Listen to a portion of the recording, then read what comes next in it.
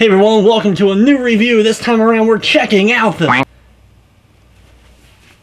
What is it? I gotta review the new Adventure Time game. Everyone's wondering what my opinion is. I mean, you of all people should be pretty excited about this. Yeah, the gameplay is different this time around. It's a more traditional adventure game, but it should still be a lot of fun. No, we can't go play some more Dragon Quest Heroes right now. We gotta focus on Adventure Time.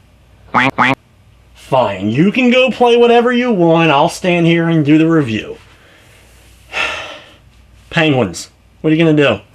Adventure time, come on, grab your friends. We'll go to very distant lands with Jake the dog and Finn the human. The fun will never end. It's Adventure Time. Adventure Time Finn and Jake's Investigations is the fourth major console-released Adventure Time game, being a follow-up to last year's Adventure Time Secret of the Nameless Kingdom.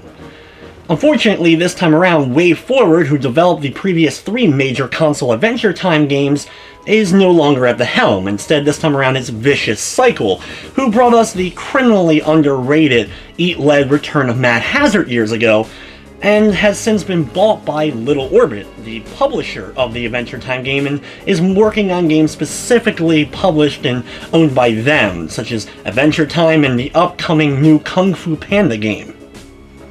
Adventure Time Finn and Jake's Investigations is a traditional adventure game. If you're familiar with Game of Thrones or The Walking Dead from Telltale, or old school ones like Secret of Monkey Island, Maniac Mansion, Day of the Tentacle, then you have an idea of how the gameplay goes. If you're familiar but not a big fan of those games, I'm going to say immediately you're going to want to avoid Adventure Time Finn and Jake's Investigations, as that's the core gameplay here. Though there is a little bit of an action sequence that takes place randomly, the core gameplay is this adventure-style mode. If you're unfamiliar with this is a 3D environment-style adventure game, not a classic point-and-click style. You get full control of Finn and Jake, well, Finn for the most part, and you move around these smaller enclosed environments, and you must interact with the backgrounds and items and talk to people to figure out what exactly is going on. Talking to people to find out what their problems are, and then you have to go around and find the right items and right things that you need to do in order to fix whatever issue they may have been having. Usually each of the episodes, as the game is broken up episodically, even with its own classic Adventure Time style title card, which is one of the highlights of the game for sure, is you'll have one overarching story that you must solve, like trying to figure out why everyone can't stop dancing, or trying to free someone who was unjustly arrested, or whatever it may be. But that's your overall main goal, and then you'll have to solve a lot of smaller, tinier goals throughout in order to eventually figure out exactly what was going on. Because of the style of gameplay that Adventure Time Finn and Jake's Investigations is, the controls are very simple. Well, for the investigating portion of the game, you move around in the 3D environment, and you have to interact with items, background items, and other citizens of the various kingdoms that you're exploring in order to figure out exactly what's going on. You may find somebody and they need you to find something they may have lost or dropped, or you may need to feed them by finding some random food items spread throughout. And then you explore and you're able to easily pick up random items that you may see lying around. Sometimes you may think you can pick up something, but then you're unable to, or you have to then find something else in order to grab that item. Like, you may see a jewel in the wall, but you can't grab it. You need to go find a dagger in order to jar that item loose. Also, sometimes you may need to solve a problem by combining items. But even when it comes to this, overall, the difficulty of the puzzle solving, the items that you need to find, and the overall gameplay is very lax in Adventure Time Finn and Jake's Investigations. You're never going to get stuck. There's never an end point where if you accidentally use an item when you weren't supposed to, or talk to the wrong person, the game gets ended right there and you'll have to restart from the beginning, like a lot of classic old school style adventure games. Here in Adventure Time Finn and Jake, you're just running around and keep clicking on things until eventually maybe something works if you absolutely positively get stuck, but that's so few and far between. Most of the time you'll know right away, okay, I need to go grab this item, or you may already have the item in your inventory because you went around and grabbed everything that you possibly could. There was only a couple of times I absolutely got stuck in the game, and that was usually because I didn't see I could interact with something before. I may go back to a room for the third or fourth time, and now all of a sudden, oh, this little piece of an end table, there's something there that I didn't see before, or I thought I pressed the button there before, but obviously I didn't, and then I was finally able to advance. Now, besides the investigating portion, the adventure-style portion of the game, there is combat. I have to say, though, the combat is so tacked on, it doesn't even feel finished. It breaks down to you versus 2 or 3 groups of enemies, and there's only a couple of styles of enemies throughout the game, and you're mashing the square button, just mashing the square button, and you just swing your sword wildly and take out each of the enemies. They try to make it more advanced by having a combo system or a special unleash system when using the sword. You'll see Finn and Jake's fist at the bottom when you're building up a combo, and when they hit, you'll be able to either join up with Jake for a special move, like turning him into a spinning top and running into enemies, or you'll be able to unleash a special move using your sword, like making it electrify for a bit, where every time you hit, lightning chains off all the enemies, or you may be able to rain down gems from the sky in order to take out enemies. But either way, there doesn't really seem to be a point, and sometimes they just come out of nowhere. You just walk into an area and all of a sudden it's like combat time, with no reason for actually going into the combat. Now, there is a little bit of like strategy for a couple, and I mean only a very small amount of the encounters in the game, usually involving something like you have to stand behind something and let something reflect back at an enemy. But they are 1 out of every maybe 6 or 7 of the combat sequences throughout the game. It really feels like they were just kind of thrown in there just so there was another style of gameplay to maybe keep kids that may pick up the game at least a little bit more interested in the overall game itself, but honestly, I think it just hurts and takes away from the whole adventure style game in the end.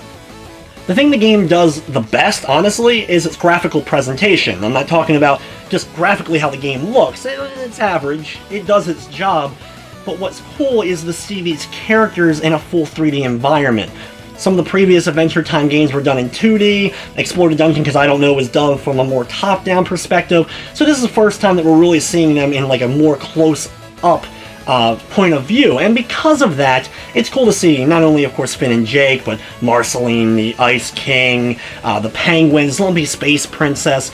There's a huge variety of the different characters from the various kingdoms and different areas of Adventure Time that do make appearances. If you're a fan of Adventure Time, this is your drawing point of why you would even consider picking up the game.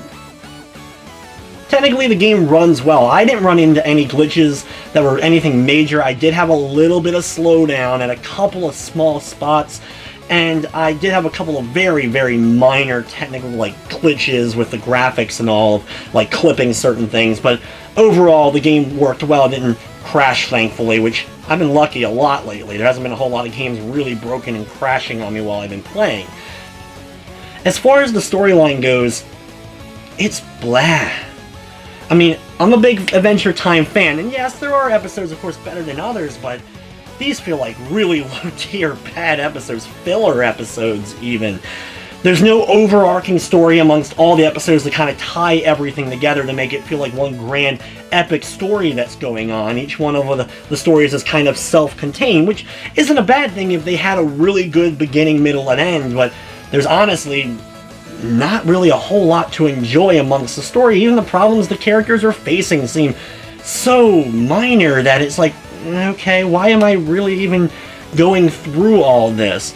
Not to say that there isn't humor, not to say that there isn't a couple of bright spots as far as story goes, but being an adventure style of game, story needs to be a big portion here, and there's not a whole lot of bright, amazing moments that could have really changed my outlook of the game.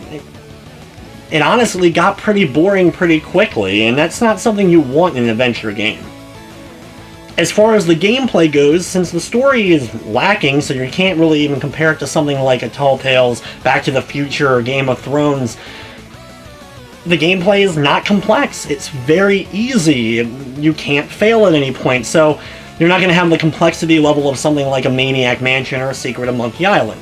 Now, granted, this game is based off of a cartoon that still its primary audience, of course, is kids. I am fully aware of that, but there are great ways to make adventure-style games for kids, or at least with kids in mind. And look at the brilliantly done humongous entertainment games from the past, like Putt Putt or Freddy Fish. those games had charm and were fun. So you're kind of above that because the audience level is going to be a bit above that, but it's not going to reach an audience that's going to look for the older adventure-style games. It just kind of falls in the middle of this triangle of different styles of adventure game, never truly latching on to any one style, and just falls flat on really all the accounts. Besides the main game, once you kind of finish that up, since you played all the episodes and there's no real changing them, it doesn't leave a whole lot of replayability. Not even within the item selections that you get to pick do you make any kind of choice whatsoever. It's all clear-cut and dry. However, the game is a $50 price tag. Thankfully not a full-blown $60 game, but I kind of wonder who it really is appealing to. I mean, yeah, Adventure Time fans are going to like parts of the game, but there's other better Adventure Time games that have come out. Unfortunately, none of which were released on the PS4, but if you're able to have a PS3 or PC, you can pick up most of the other Adventure Time games, and I highly recommend them. And if you have a 3DS, definitely check out Hey Ice King, Why'd You Steal Our Garbage? My favorite of all the Adventure Time games, for sure. This game, though, besides the novelty of being Adventure Time, it's not really a good adventure game. No good story, no choices, no really complex or even interesting puzzles. Not a whole lot of moments that are memorable by any means. Everything's almost completely forgettable about the game, and I don't even see it really keeping children's minds interested long enough to solve the puzzles. I find them getting bored and wanting to move on to whatever else they may be playing at the time. With all that being said, though, I have to give the game, unfortunately, a 3 out of 10. I know that's harsh, and I'm a big Adventure Time fan, so it actually pains me to give it that low, but it's not a good adventure-style game. It's not a good Adventure Time game. It honestly was partly a chore to get through. Now, I do think there is some enjoyment level for Adventure Time fans, seeing the characters and interacting with them. Longtime adventure game fans, though, are going to want to stay away, and it kind of just makes me go, what if Telltale had gotten a chance to make an Adventure Time game? I think they would have blown this game out of the water by far. But, oh well. This is the kind of game we ended up getting, and that's why I'm going to stick with the 3 out of 10. But with that, that's going to wrap up this review of Adventure Time Finn and Jake's Investigations. I'd like to thank you for watching, and of course, I hope you enjoyed.